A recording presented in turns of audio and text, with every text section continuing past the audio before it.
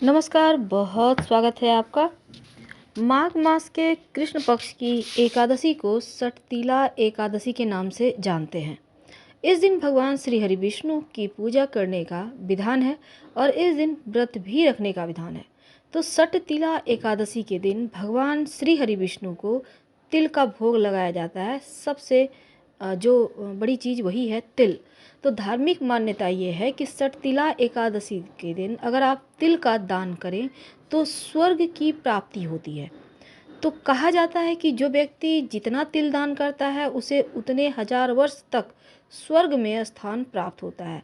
तो इस दिन तिल का 6 तरह से आप प्रयोग कर सकते हैं, यानी कि तिल का 6 तरह से प्रयोग करने का विधान है। तो आज हम आपको तिल के महाप्रयोग बताएंगे। साथ ही शुभ मुहूर्त क्या है, व्रत कब रखें, 17 या 18 जनवरी को, और पारण कब करें, व्रत कथा क्या है, तमाम चीज़ें हम एक ही वीडियो में लेकर आए हैं। तो चलिए शुरुआत करते हैं। तो जैसा कि हमने कहा कि तिल का 6 तरह से आप प्रयोग कर सकते हैं। धन की कमी कभी नहीं होती, आर्थिक तंगी समाप्त हो जाती है।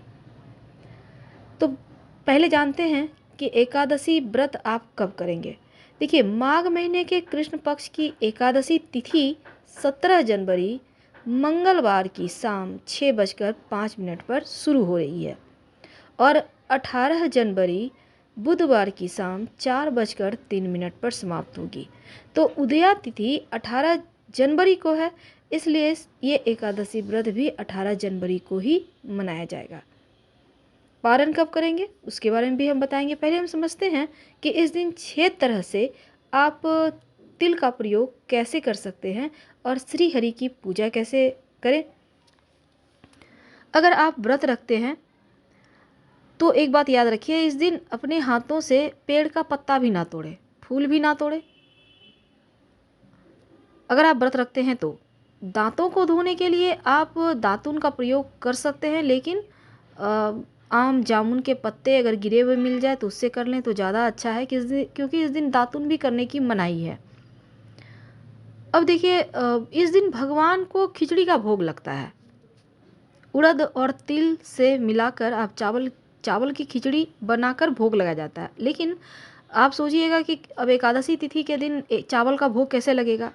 देखिए, अगर आपके मन में दुविधा है तो ये बात जान लें कि ये भगवान को भोग लगाने के लिए है और इसका अगले दिन प्रसाद ग्रहण किया जाएगा, इस दिन नहीं किया जाएगा।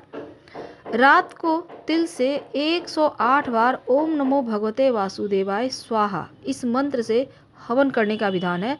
रात में यानी शाम के समय जब आप दिया बाती करते हैं उस समय कर सकते हैं। अगर आपने व्रत रखा है तो, नहीं रखा है तो भी कर सकते हैं। अगर आप सात्विक भोजन करते हैं तो स्नान वगैरह करके कर सकते हैं। याद रखिए, ओम नमो भगवते वासुदेवाय स्वाहा इस मंत्र से आप हवन करेंगे। हवन सामग्री में वैसे तिल होता है, लेकिन सिर्फ तिल से करें तो ज़्यादा अच्छा है।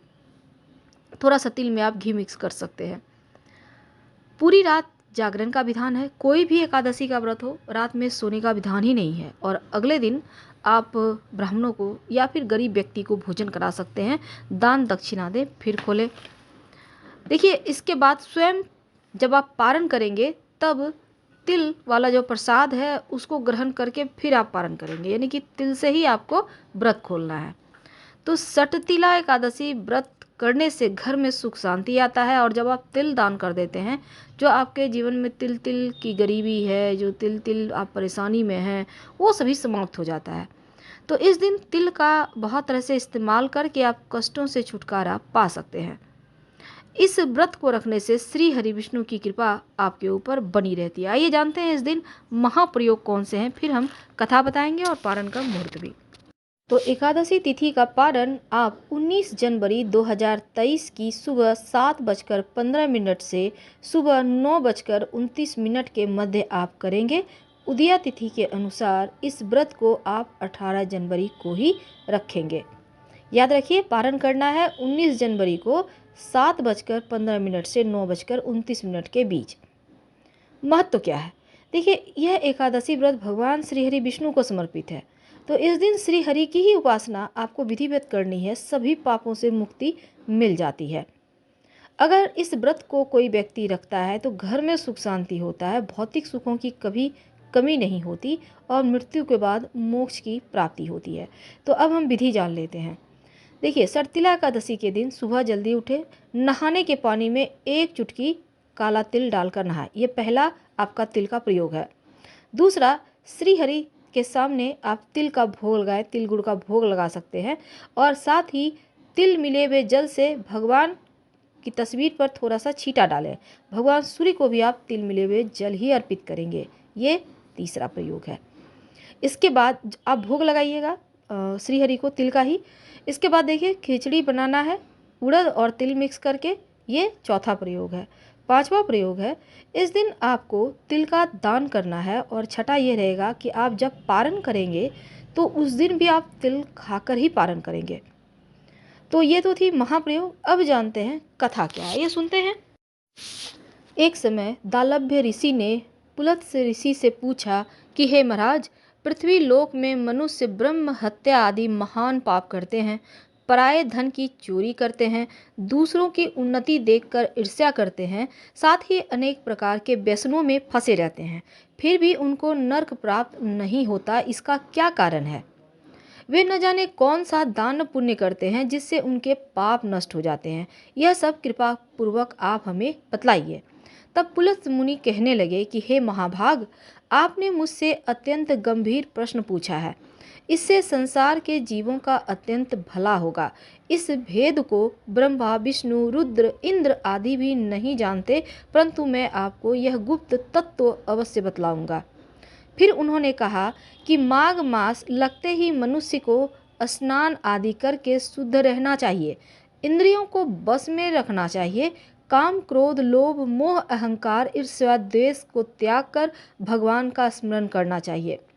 पुष्य नक्षत्र में गोबर, कपास, तिल मिलाकर उसके कंडे बनाएं और उन कंडों से 108 बार हवन करें। उस दिन मूल नक्षत्र हो और एकादशी तिथि हो तो अच्छे पुण्य देने वाले नियमों को ही करें। स्नान वगैरह नित्य क्रिया से निवृत्त होकर सब देवताओं के देव श्री भगवान की पूजन करें और एकादशी व्रत धारण करें। रात्रि को जागरण करें। इसके अगले दिन धूप दीप नैवेद्य से भगवान का पूजन करके खिचड़ी का भोग लगाएं। फिर पेठा, नारियल, सीताफल, सुपारी का अर्घ देकर स्तुति करें।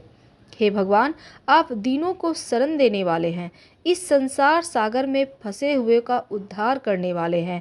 हे पुंडरीकाक्ष, हे विश्वभावन, हे सुब्रह्मण्य, हे पूर्वज, हे जगतपते, आप लक्ष्मी जी सहित इस तुच्छ अर्घ को ग्रहण करें। इसके पश्चात जल से भरा घड़ा ब्राह्मण को दान दें और आप तिल भरा पात्र भी दान कर सकते हैं। जो मनुष्य तिलों का दान करता है उतने ही 1000 वर्ष स्वर्ग में रहता है।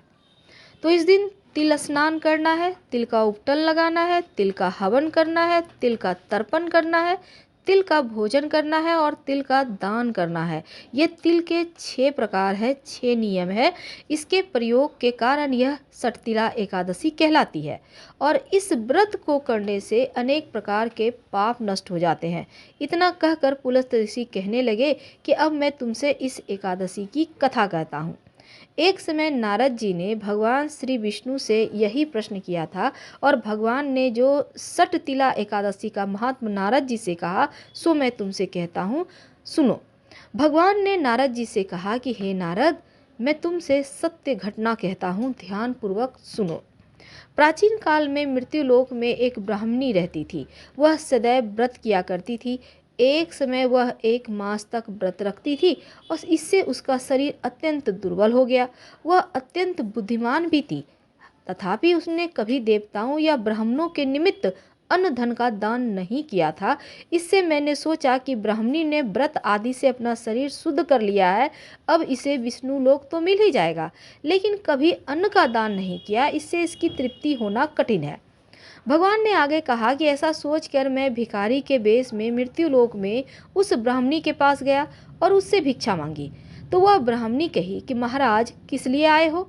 मैंने कहा मुझे भिक्षा चाहिए। इस पर उसने एक मिट्टी का ढेला मेरे भिक्षा पात्र में डाल दिया। मैं उसे लेकर स्वर्ग लौट आया। कुछ समय के बाद ब्राह्मणी भी शरीर त्याग कर स्वर्ग में आ गई। उस ब्राह्मणी को मिट्टी का दान करने से स्वर्ग में सुंदर महल मिला, परंतु उसने अपने घर को अन्न आदि सब सामग्रियों से शून्य पाया। घबराकर वह मेरे पास आई और कहने लगी कि हे भगवान, मैंने अनेक व्रत आदि से आपकी पूजा की, परंतु फिर भी मेरा घर अन्न आदि सब वस्तुओं से शून्य है, इसका क्या कारण है? इस पर मैंने कहा कि पहले तुम अपने घर जाओ, देव स्त्रियां आएंगी तुम्हें देखने के लिए, और पहले उनसे षट तिला एकादशी का पुण्य और विधि सुन लेना, तब द्वार खोलना। मेरे ऐसे वचन सुनकर वह अपने घर गई। जब देव स्त्रियां आईं और द्वार खोलने को कहा तो ब्राह्मणी बोली, आप मुझे देखने आई है तो षट तिला एकादशी का महात्मा हमसे कहिए। इनमें से एक देव स्त्री कहने लगी, मैं कहती हूँ। जब ब्राह्मणी ने षट तिला एकादशी का महात्मा सुना तब द्वार खोल दिया। देवंगनाओं ने उसको देखा कि ना तो वह गांधर्वी है और ना आसुरी है, वरन पहले जैसी मानुषी है। उस ब्राह्मणी ने उनके कथानुसार षट तिला एकादशी का व्रत किया और इसके प्रभाव से वह सुंदर और रूपवती हो गई तथा उसका घर अन्न आदि समस्त सामग्रियों से युक्त हो गया। इसलिए मनुष्य को मूर्खता त्याग कर षट तिला एकादशी का व्रत रखना चाहिए और लोभ न करके तिल का दान करना चाहिए। इससे दुर्भाग्य, दरिद्रता, अनेक प्रकार के कष्ट दूर होकर मोक्ष की प्राप्ति होती है। तो फिलहाल हम आपसे विदा लेते हैं। हर हर महादेव। प्लीज़ लाइक कर सब्सक्राइब करें, अपनों से शेयर करें। धन्यवाद।